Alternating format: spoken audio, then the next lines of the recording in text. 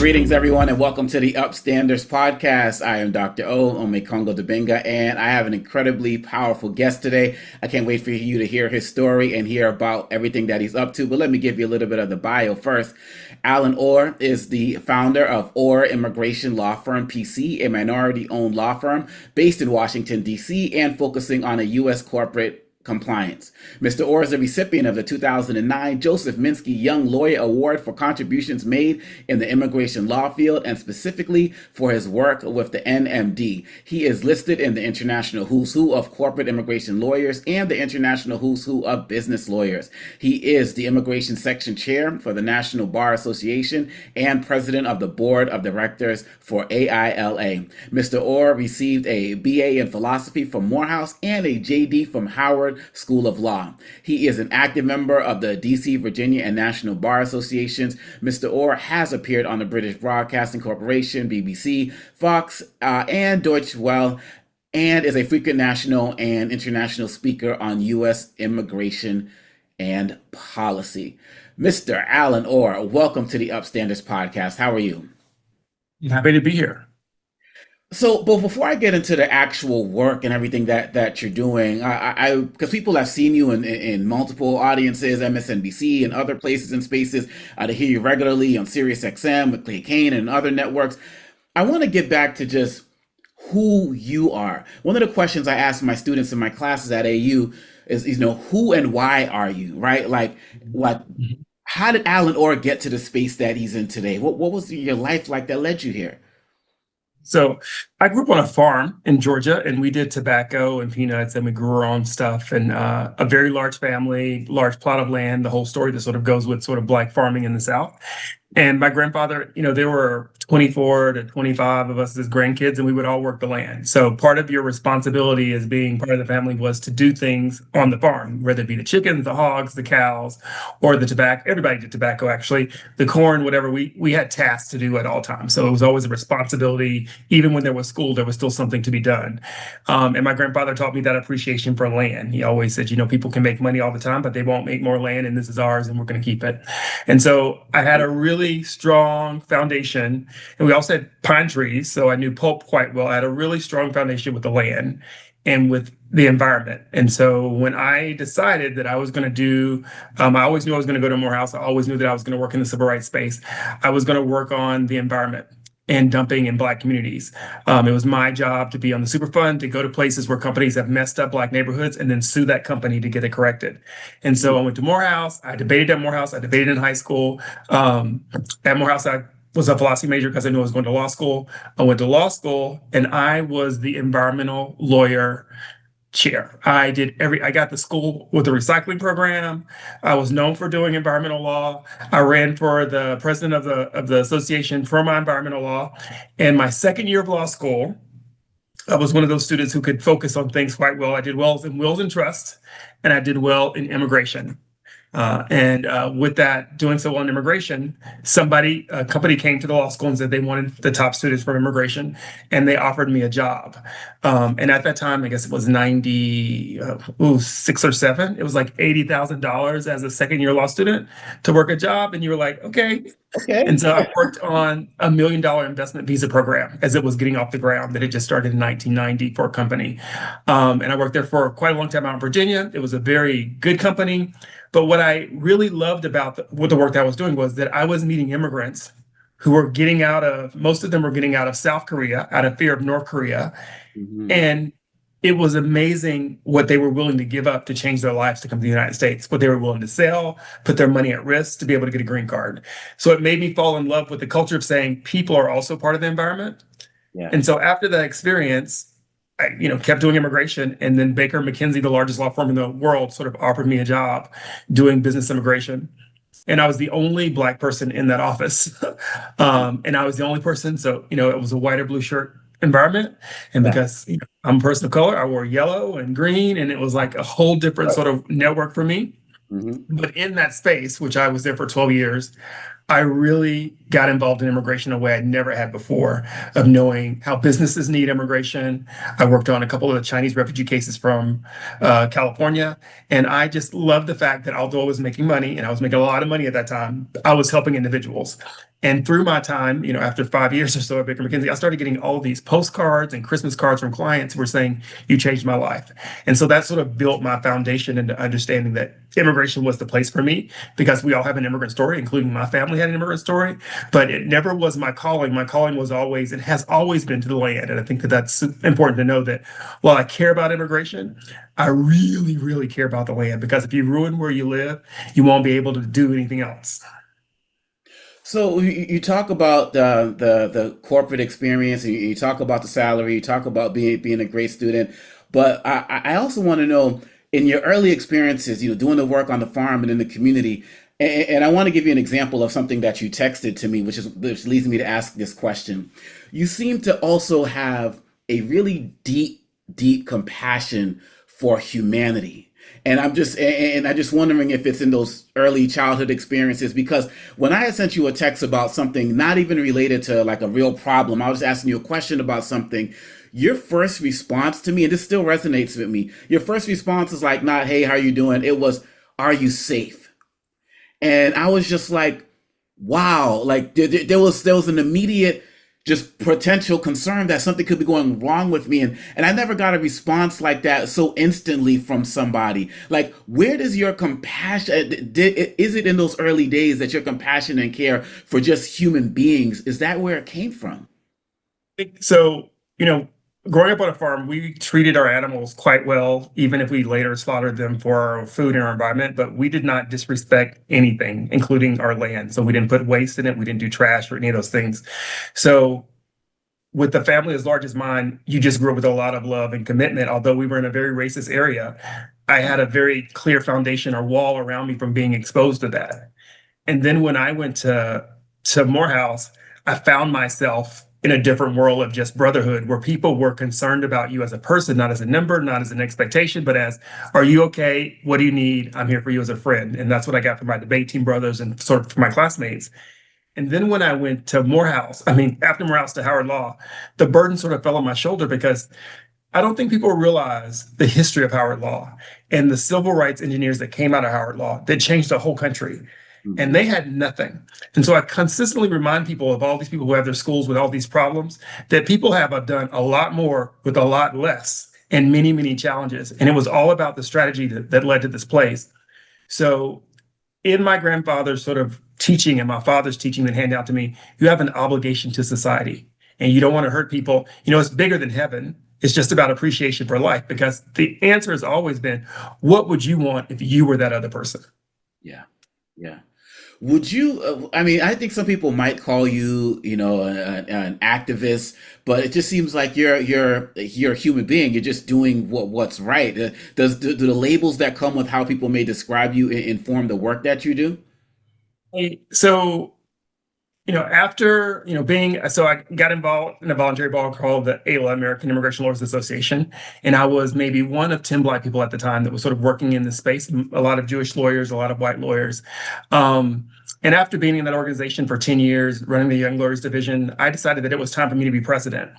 Hmm. And many of them confronted me in a world, because I grew up Republican. I was a Republican. Okay. I still consider myself pretty conservative in a lot of ways with regards to just religion and life and finances, and not so much on the social scene. But um, I never viewed myself as radical. Hmm. And consistently in spaces where Black people don't exist, like Baker McKenzie and the American Immigration Association, people engage with me as though I'm radical, Wow. because I seek equality and I only know equality. And I don't ask, I just say this is what it should be, and sort of promote for that. So the first time it's an election within ALA, and I had done everything I need to do to be elected, they found someone to run against me in this organization, and I lost. Wow. And I said to myself, okay, it happens. I mean, that's politics. People should know that. If you're going to be in politics, you have to lose a couple of times before you win. And I literally said to them, I will run every time until I win, because I've done the work, right? That's what's And up. the next year I ran unopposed and I won. And then I sort of changed the organization in a way that everybody sort of liked it, because this fear that I was going to do, that whole moment that you sort of heard over the weekend about, oh, Obama changed America. And Obama didn't really change America that much. His face changed the opportunity and the hope, but he didn't really come in and shake things up in the way that he could have. strongly and just purposefully. And with the power that I had, I did things that I knew would last. Because sure, you can go in and change the tides, but you can't change the way that people sort of think and feel. And if you build something that won't last, it will definitely fall apart. That's real. That's real. No, I appreciate that, and I know the audience, watching and listening, is going to appreciate just hearing a little bit more about your background and how you got here.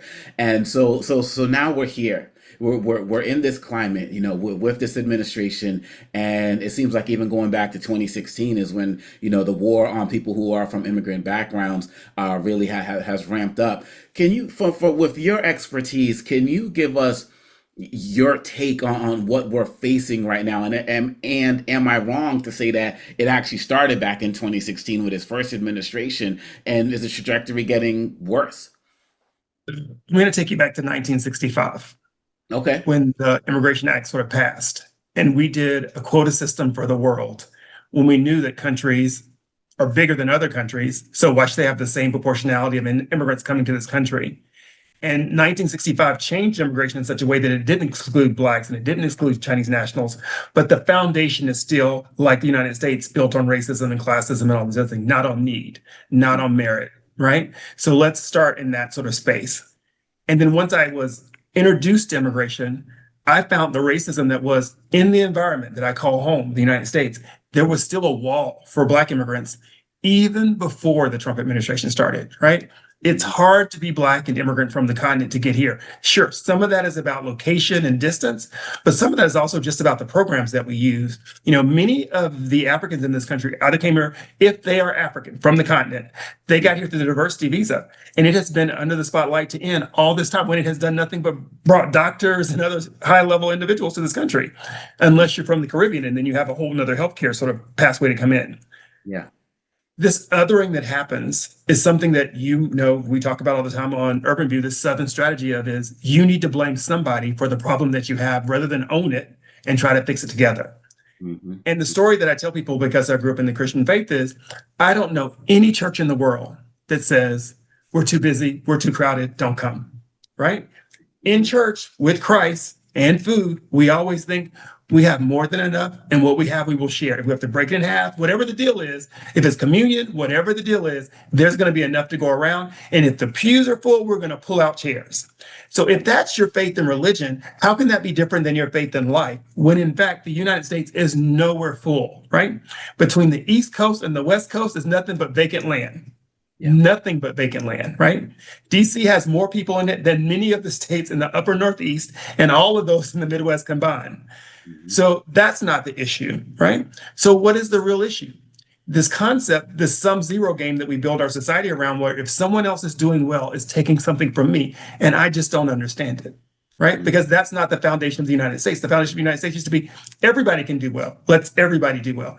And another poor person who just got here, who doesn't speak English, who's doing some crappy job and living in some house with 17 people for 10 years to go out and buy a house is the person that kept you from buying your house is a ridiculous sort of concept to me. And then around that constraint, right? So for the last 10 years, one of my biggest passions has been working with African Americans.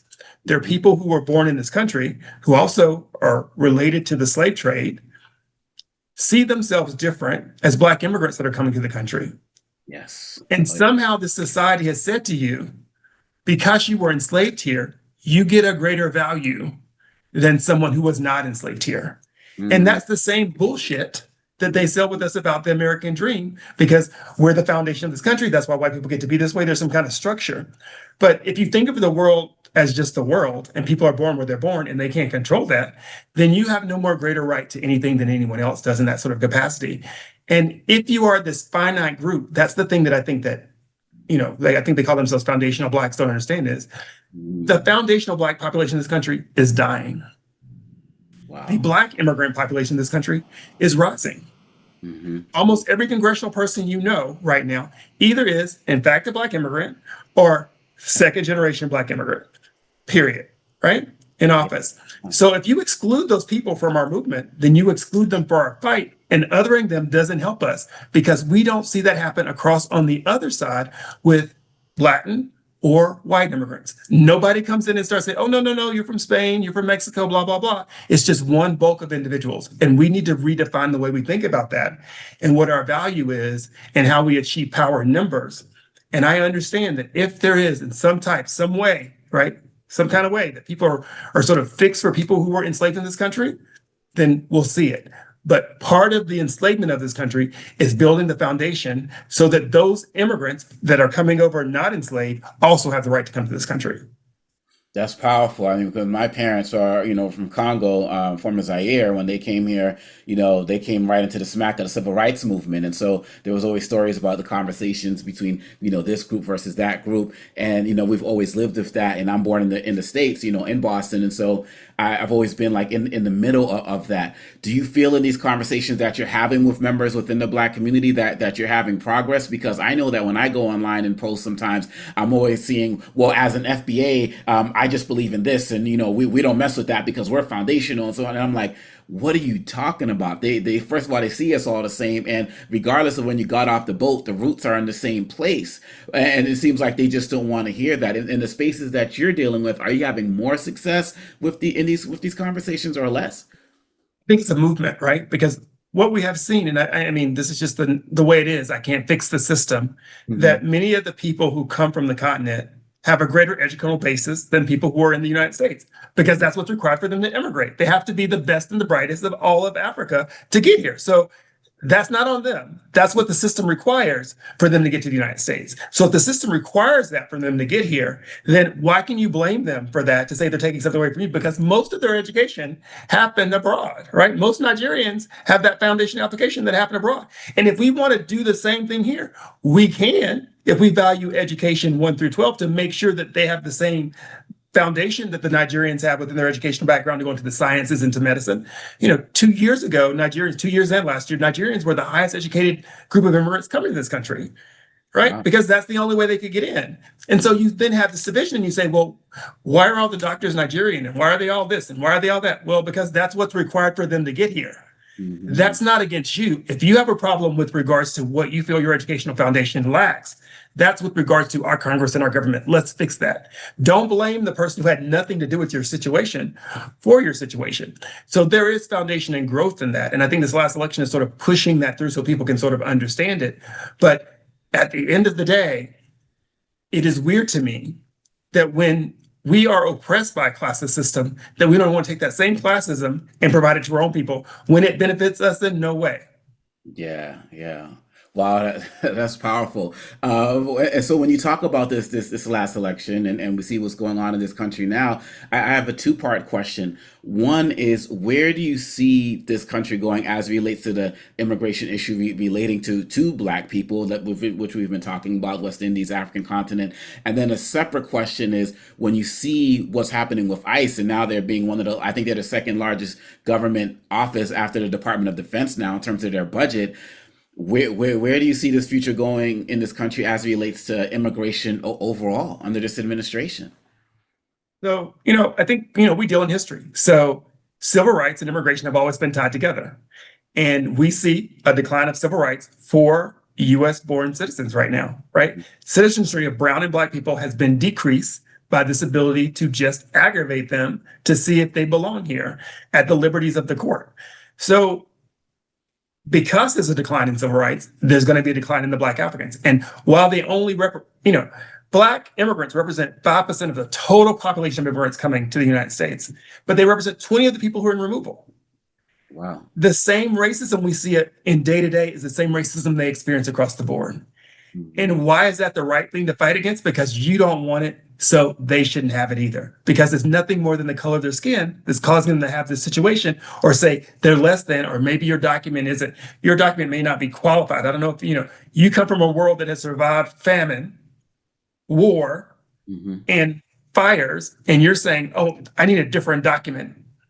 Mm-hmm. Well, I wasn't born in a hospital because we couldn't afford to be born in a hospital, right? I didn't get health care. My schooling was different. So there's a little bit of that stratification that happens in the State Department of saying document validation. There's also a history of Nigerian fraud and other places where fraud exists, but that's no different than Korean fraud or Chinese fraud or European fraud. Everybody has fraud, right? Mm. But when you're such a small group of the population and you see that group as criminal, then that's what happens. So for me, in this world of immigration right now, people are playing school, right? It's a game where you get together and you sort of say, and you got to have so many bad students in a school. So they've sort of marked the areas and they say, okay, I know who the bad people are. They're the Muslim people because we're Christian, and they're the Black people because they're Black. And history has taught us that. So we're seeing that replicated in immigration. So what's the way forward? When we restore civil rights for people in the country, we restore civil rights for immigrants. Because I started with this conversation, but let's talk about Indian immigrants for a second, right? Yeah. Yeah. Tech people who sort of built this country. Right now, you can be an Indian immigrant, have come to this country 20 years ago, been working here, paying taxes, making, $150,000, $200,000 a year in a tech job, and not be able to become a citizen because your number's not current, because we have some strange proportionality that's keeping you waiting. Not that you can't get the green card, you just have to wait to get the green card. And therefore your kids have to wait, and your wife has to wait, and everybody has to wait just because you're Indian. Tell me, how does that suit in to what we say right now, where everything is meritorious and these people have been here and they pay taxes for so long? It doesn't make sense. And the reason because that is because we haven't changed the numbers since the 80s. We can fix the problem. We can give more numbers because it's not a problem. They're currently here. If they have children here, their children are U.S. citizens. If they brought the children with them, they have to remain until they get their green card and everybody gets it through the family. So what problem are you solving for? You're solving for this concept that you think, oh my God, Indian people are going to take over our country. Yeah. Yeah. That's so real. That is so real. I'm getting so much knowledge as you're dropping this. And as we're going forward with what Trump continues to do with ICE, I want you to also educate us on, when I see the ICE head, Tom Homan, on some of these platforms, he always talks about, well, I've been doing this since 1984, and I've done this under Obama, and so on and so forth. But some of us who have like basic knowledge is like, this is just not how it was before. Like, could you educate us a little bit on what's happening now with ICE and ICE raids that is different than what we've seen under Obama, who people called it a porter in chief and all of that. And they kind of try to use that as a way to say, see, Obama did it. What's the problem now? Some of us who have less knowledge than you just know that something doesn't feel right with that. First, Tom Homan and I were friends in the past. This current iteration of him is not, and he's a police officer. And so you have to understand that when someone's a police officer and you're a hammer, everything's a nail. And he's about enforcement and following the rules. His view on the Constitution has changed to me, but you see that in many police officers, that they're so zealous about protecting people that they sometimes step over the rules because they think they're doing the right thing. And that's an individual choice. I don't say it's right, but I see the view that he looks from. The problem is the greater administration. So let's talk about that and ICE control and stuff. So I will tell you, my organization sued Obama too, right? Mm-hmm. Right. Obama deported a lot of people, and he mostly did it in a humane way, but he stepped out of bounds many times with family separation, that he put them in detention together. So there has not been a perfect response to treating people whose only problem in life is they want the American dream, and we didn't update our immigration system appropriately, is the problem, right? So, and we benefit from that, right? There's 11 million undocumented people working here every day. If you move 11 million people from the U.S. economy, while it's only a small part of the 360, but minus just the workers who are in the system, you cripple the system, right? Apparently, 1 million people have left the United States already, not undocumented, but workers across the board, and that crippled the economy in many places. So this concept is one that can be fixed by Congress to sort of change that situation. And what ICE is doing is what their mandate is, which is to go out and capture people who are undocumented and to run the numbers.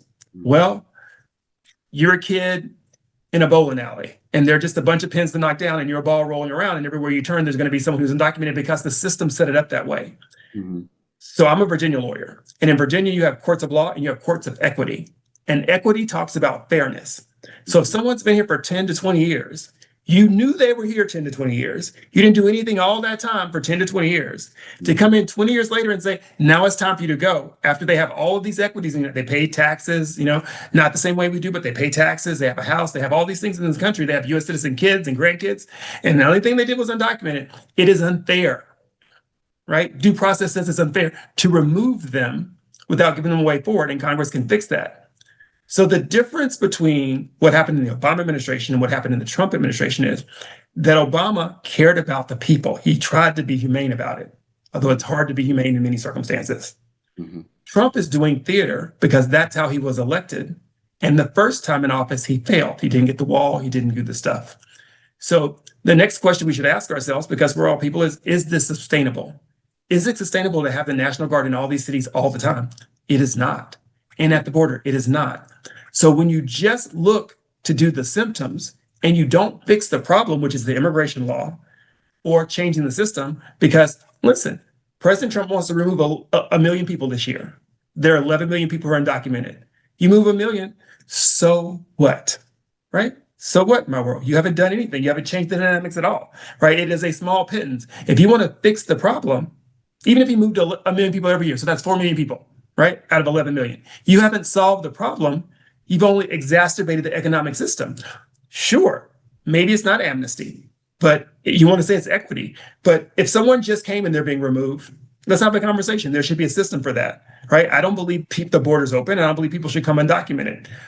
I also believe that Congress could go in and pass a bill that says this is our worker program because we need them, right? That's why tomatoes are rotting in the field and strawberries are rotting in the field, because we need those workers, but there's no way to get them here because of the limitations of the number system, which is not something set by God, right? It's not something set by the world. It's something we arbitrarily decided to do, to say, okay, we're not going to let any more people in when in fact the economy needs it. So it's stupid.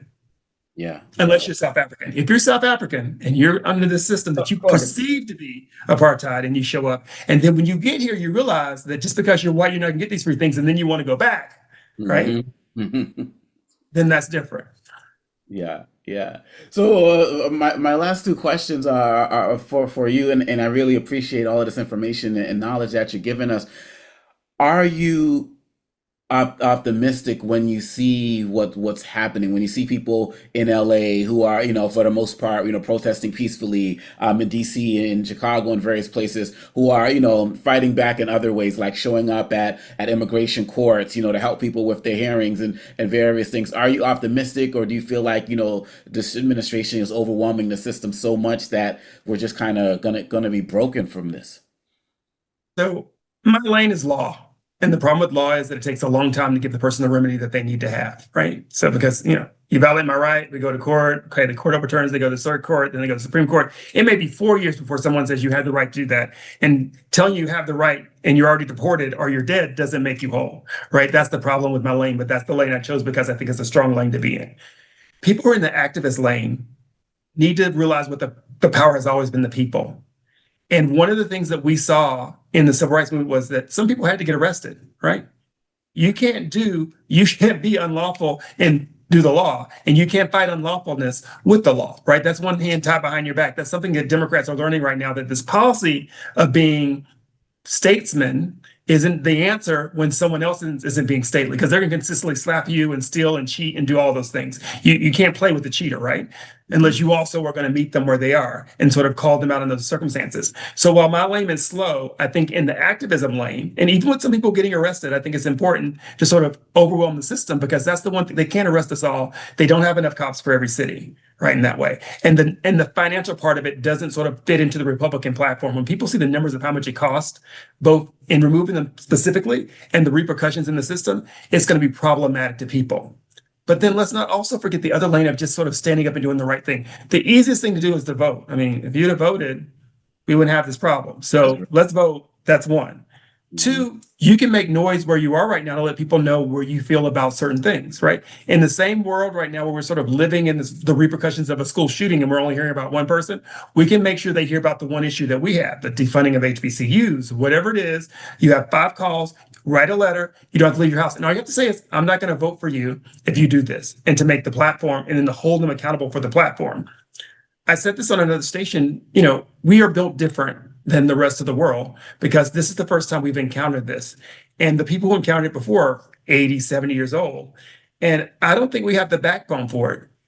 Someone killed a student in Serbia and they've been protesting for almost a year, right? Budapest has been protesting for almost a year. Venezuela, places in Colombia, almost a year. We do it somewhat performatively. We'll do a weekend. I'll see you at the weekend, right? We do 3 days. If you go back and study the civil rights movement, in every place where it's effective, it wasn't a weekend. right? The bus boycott took a while, a Hmm. very long time. You have to decide that you're going to suffer and give up some things. And what I've learned is that this Target thing where people have said, you know what, something that they really enjoyed, they've given up because it didn't work for them, is an example of the sustainability of how we have to protest. It can't be you wrote a letter today and you didn't write another one tomorrow. Nope, I wrote you a letter today. I'm going to follow up it tomorrow because you know what you're doing? You're building the public record, right? You're building the public record. Hmm. And then when you're in public, this is the law conversation for me, you need to be aware of what's going on. You need to record it so that there is an answer definitively of what happened in the videotape. Because dead people don't tell stories, and history is always from the way of the presenter. So there are a lot of cases where these people are not trained in the law and amendments. And if something happened that you don't think is right, record it. Then you have to report it to somebody, right? That's right. And then if you're the person that's injured, don't be like, no, it's good, man. I'm an American. You beat me up or whatever. It's all good. Then you need to sue Hmm. every time. Even if you don't win, sue professionally. Then, hey, if it doesn't work in criminal court, go back and sue them civilly because the standard's lower, and find lawyers. We need lawyers to step up to do that. And then repeat over and over and over again. Part of something that our president currently did train us is the courts are a tool, and he sued everybody and delayed most of his payments. So let's use the tool they're putting before us. Let's also sue. Hmm. No, absolutely. And you actually answered my second question, which was going to be, what can people do in this moment? Because this is called the UPstanders podcast, and our motto is, be an upstander, not a bystander. So I appreciate that. And so I guess my real last question would be, where can people go if they want to find you, learn more, hear about more what you're saying? And you said you're out of Virginia, maybe even have use of your services. So yeah, my law firm is available, or immigration. You can find it for whatever it is. I stand up for Black immigrants and nonprofits. If you're doing pro bono work right now, I can help you find the right pro bono. But my firm is sort of full with pro bono, with the termination of Haitian TPS and parole. That's the community that I serve most of the time. Is sort of overwhelming. But Allen Orr Esquire on Twitter. I give nothing but immigration facts and rights and things that are aware for immigration. And also Allen Orr on Instagram. I give the rights and things to go there. If you are an immigrant in this country, documented or undocumented, and you want to know your rights, Google the red card. It comes in 14 languages. Put it in your pocket. It helps you to be informed about what your rights are in any given situation. And the problem is that if you don't have it on you at the time, you might freeze and think to do something opposite than what you need to do. The red card is a digestible thing that fits in your wallet that sort of says what your rights are. If you are undocumented in this country, it's not okay to be undocumented, my legal perspective, but now's the time to make a plan.